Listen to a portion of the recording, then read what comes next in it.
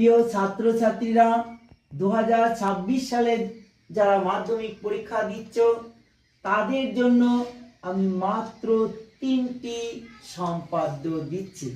এই 3টি সম্পাদ্য করলেই 2টো সম্পাদ্য তোমরা পাবে, তার ভিতরে একটি লিখবে। প্রথম যে সম্পাদ্যটি 5 সেমি ও 6 সেমি 7 সেমি বাহু বিশিষ্ট একটি ত্রিভুজ অঙ্কন করে ত্রিভুজটির পরিবৃত্ত অঙ্কন করো।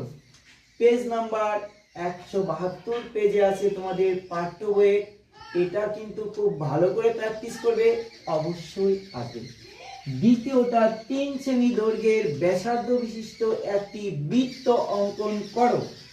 বৃত্তের কেন্দ্র থেকে 7 সেমি দূরে বৃত্তটির বহিস্থ বিন্দু থেকে ওই বৃত্তের দুটি স্পর্শক অঙ্কন করো। এটাও খুব ভেরি ইম্পর্টেন্ট। 231 পেজে তোমাদের পাঠ্য বইয়ে আছে।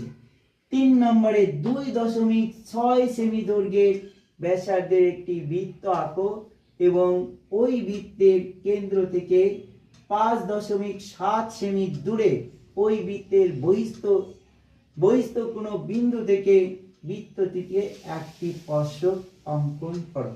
এই 3টি সম্পাদ্য ভালোভাবে প্র্যাকটিস করো, আশা করি তোমরা পরীক্ষায় অবশ্যই পাবে। এখানে 5 নম্বর তোমাদের কমন থাকলো।